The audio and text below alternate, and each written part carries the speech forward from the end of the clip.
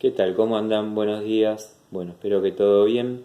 Nos encontramos nuevamente por este medio y la idea es un poco ir cerrando ya lo que nosotros consideraríamos que es el Neolítico en la línea cronológica, ¿sí? Nos vamos encontrando ya con este Neolítico que comenzó en el 12.000 a.C.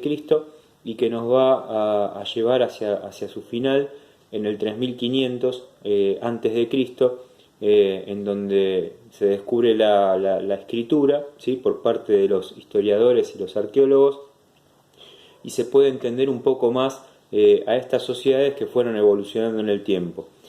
¿Qué queremos decir con esto? Que se termina la historia ágrafa, ¿sí? Esa historia que no tenía escritura, esa historia que tuvimos que deducir, que tuvimos que entender mediante algunas otras cuestiones, con el apoyo de otras ciencias, por supuesto, y esto va a seguir pasando, como puede ser la antropología, que nos permite entender también las culturas de otras sociedades, ¿no? De otras sociedades ubicadas en distintos espacios geográficos, que también ha sido gran influyente de todo lo que nosotros podemos entender como el desarrollo de la civilización. Por eso el tema que yo les había dejado de los piojos, o de Sirio y los persas, como más les guste, que hablaba de la civilización, no cosas de la civilización. Un día teníamos tierra, un día la tierra estaba devastada, un día la sociedad empezó a caminar, otro día la sociedad destruyó todo lo que tenía a su paso, ¿sí? En pos de un desarrollo industrial. Bueno, eso es lo que un poquito enmarcaba el tema de los piojos, de civilización, que yo en taller ambiental sobre todo quería que ustedes puedan prestar atención. Acuérdense que cuando yo les mando un trabajo, ¿sí? Y les estoy poniendo varias cuestiones, por ejemplo, el análisis de una canción, cuando me desarrollen la opinión, cuando me desarrollen el análisis, tiene que estar visto este análisis, ¿sí? Porque si no pareciera como que queda al margen. Por ejemplo, muy pocos trabajos me han hablado de lo que decía la letra de la canción de los piojos o de Sirio y los persas, ¿sí? Entonces, estaría bueno que en el análisis global del contenido entre, ¿sí? De acuerdo a las consignas que yo les voy mandando, entre también este análisis, que no se pierda de vista. Así la construcción es mucho más completa, ¿sí? La idea de analizar un tema como por ejemplo musical, si bien tiene un poquito la cuestión esta de permitirnos la posibilidad de tomar el contenido desde otro lugar un poco más relajado, no implica que no tenga que estar en el análisis, ¿sí? A pesar de eso, los trabajos que hasta el momento fui recibiendo están bien, ¿sí? Pero quiero aclarar esto para que hacia el futuro lo tengan presente. No pueden dejar, si yo estoy diciendo, bueno, analizar tal texto o analizar tal tema musical, ¿sí? No puede quedar al margen porque es parte de una consigna. ¿Estamos? Y en la construcción global ahí se tiene que ver, ¿sí? En mi análisis personal yo pienso que, y si están de acuerdo o no con la canción, o si la canción les reflejó algo en particular, o si después en eso se tendría que ir limando en el aula, pero bueno, en este modo presencial, en este modo, digamos, no presencial, nos queda esta opción, ¿sí? De ir viendo el avance, por eso también lo quería remarcar. Después, ante las sugerencias de los cuadros, quería aclarar esto también, ya les estoy enviando cuadros que estoy volviendo a copiar, ¿sí? Con letra imprenta en lo posible para que ustedes lo estén recibiendo de otra manera, ¿sí? Entonces, bueno, eso desde la clase anterior no, porque no mandé nada de cuadros, pero en ya la anterior a esta última que habían tenido, ya había empezado a mandar un nuevo tipo de cuadros, ¿sí? Así que bueno, quería dejarlo claro también por ese lado. Los textos, lo mismo, ¿sí? Los estoy mandando bien de cerca con el celular que tiene 8 megapíxeles, o sea, es el celular que menos calidad debe tener en el mundo para sacar fotos. Así que bueno, me las estoy arreglando con lo que tengo y como puedo, ¿sí? Así que bueno, cualquier cosa igual me van diciendo, mira, no me llegó bien esto, me podrás mandar de vuelta. Y bueno, vamos viendo cómo lo podemos ir resolviendo. Entonces, a consideración de esto, que es donde nos encontramos cerrando la civilización, que a cuento de esto es a donde yo estaba apuntando, tenemos que seguir resolviendo qué pasó en el Neolítico ya hacia el objetivo que es el 3500 a.C. en la línea de tiempo, el final de la escritura. Vayan viendo las líneas de tiempo, ¿sí? Que tienen en la carpeta, así van reconociendo también las etapas históricas. paleolítico, neolítico y después viene la parte de la historia antigua. Todo lo anterior perteneció a la prehistoria, ¿sí?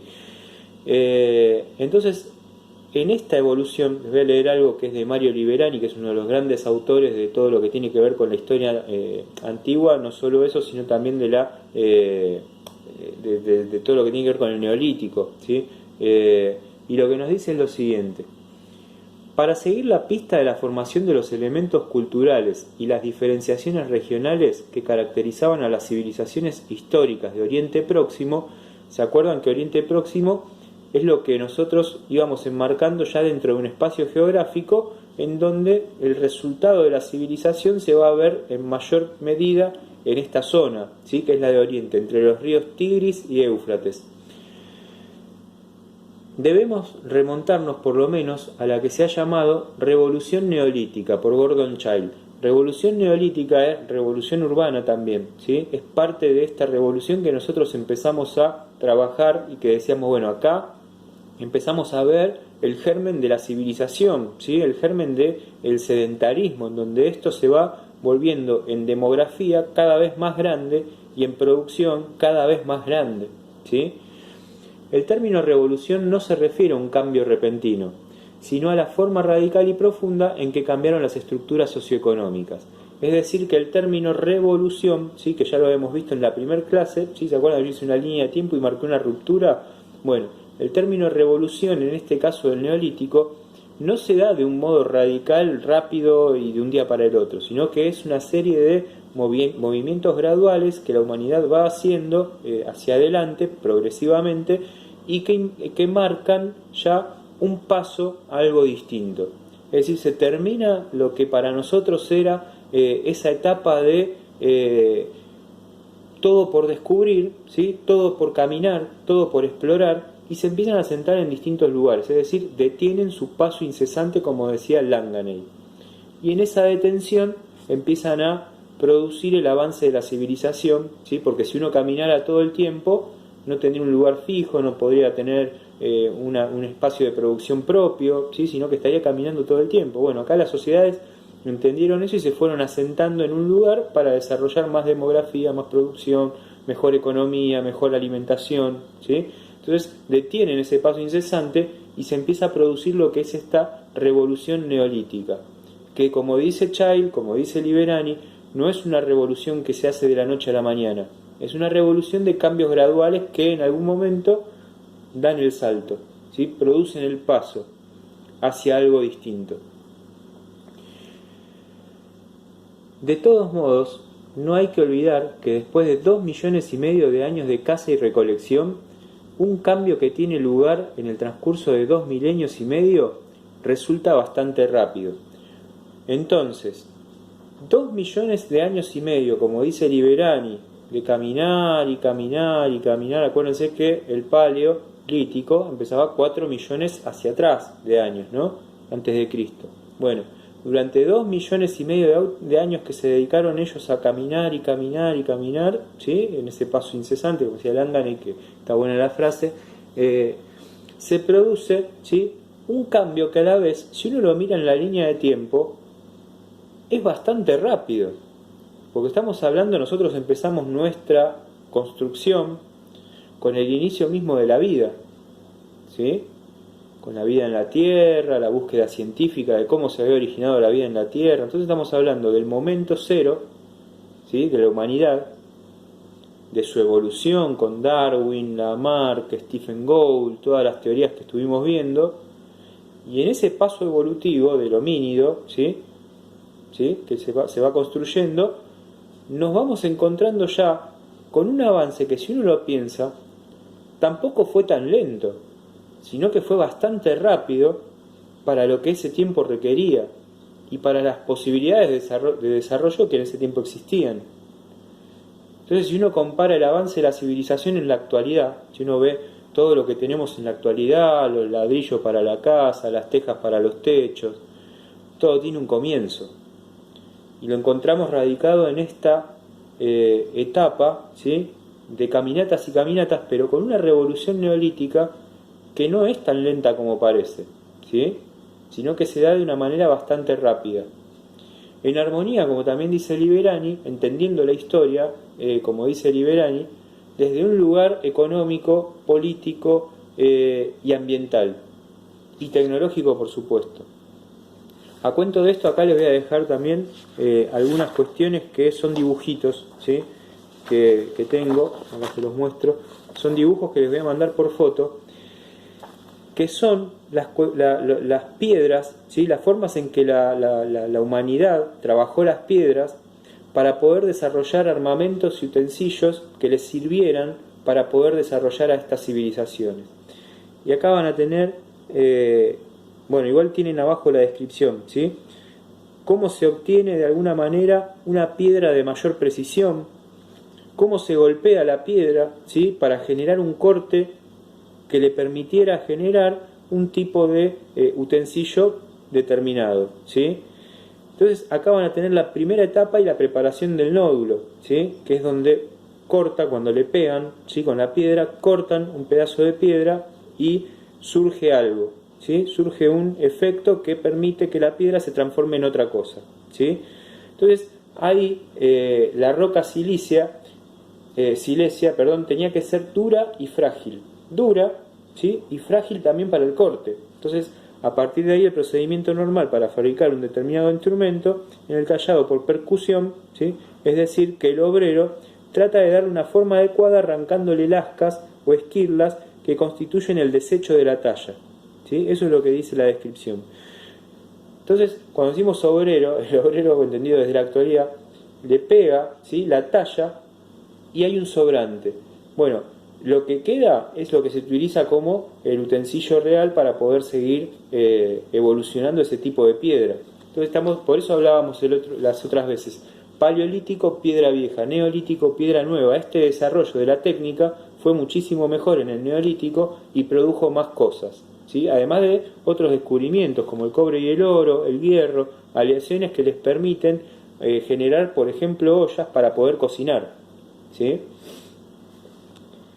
Entonces, acá también tienen otro tipo de nódulos, ¿sí? Donde van a empezar a ver también de qué otras formas le fueron golpeando a la piedra para que la piedra fuera generando otro tipo de utensilio. No es que se quedaron solo con esa, sino que investigaron y buscaron otros tipos de corte para generar un mayor efecto. También van a tener cómo después aparece, ¿sí? Además de todo esto, la lanza, ¿sí? Bueno, la lanza también había que trabajarla y empiezan a darle forma, empiezan a darle filo, también entendiendo que habían otros tipos de mecanismos que les podían servir. Por ejemplo, en la misma lanza, ¿sí? Empezar a golpear, a dar golpecitos con otro tipo de material, ¿sí? Que les permitiera ir dándole filo a esta lanza, ¿sí? Graduales. El apoyo en otras piedras, para entender entonces que si apoyaban la piedra en otra roca y golpeaban, entonces el peso que se generaba desde abajo hacia arriba permitía que ese instrumento se quede un poco más quieto y se pueda trabajar mejor. El desarrollo de la piedra pulida, ¿sí? Que acá la van a tener, dándole un hueco, que para eso servía también el apoyo en la roca, y ese hueco que sirviera también para poder tomar la comida, ¿sí? O para poder cavar, incluso generando palas, el pico, ¿sí? Van a encontrar también el diseño del hacha, ¿sí? Un hacha muy rudimentaria, pero que también fue trabajada. Y por supuesto la industria ósea, ¿sí?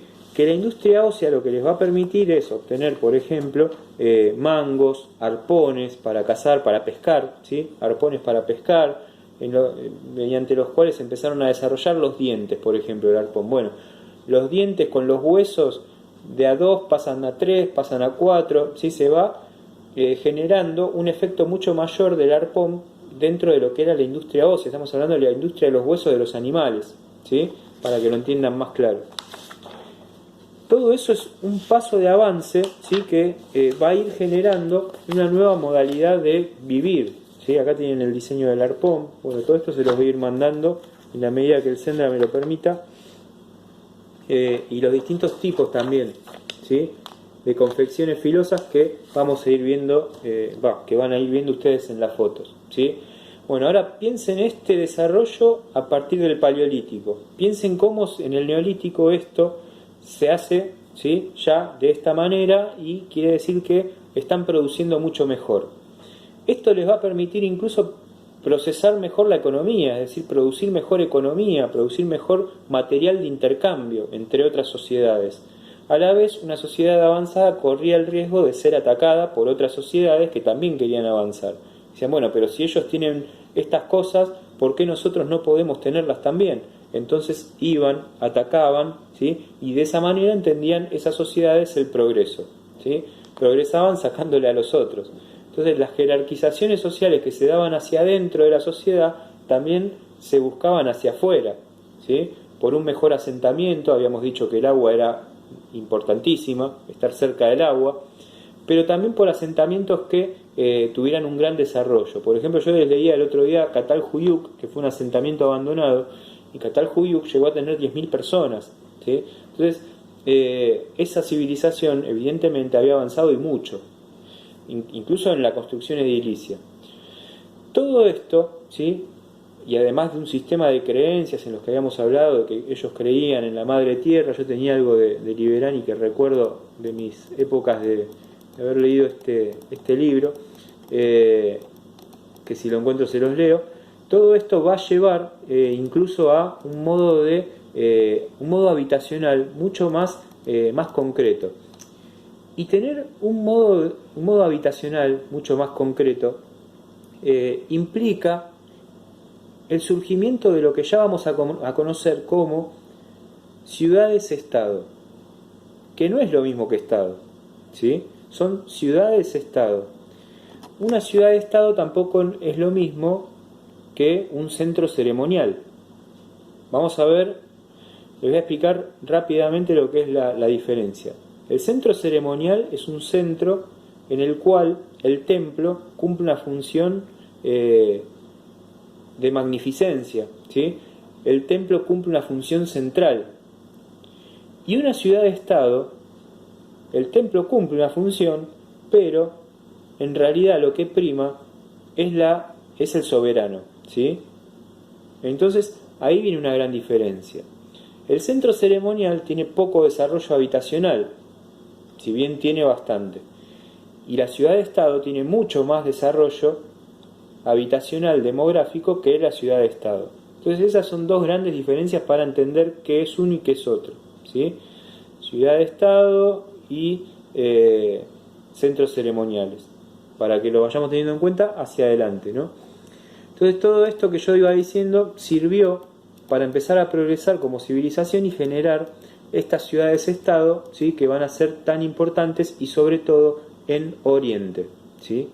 Sobre todo en Oriente, entre los ríos Tigris y Éufrates, vamos a ver una serie de desarrollos y una serie de guerras, sobre todo, que van a llevar a entender por qué se entendía a ese espacio geográfico como el mundo en sí mismo. La variedad de paisajes que caracteriza a Oriente Próximo se traduce en un poblamiento humano de acentuada discontinuidad espacial.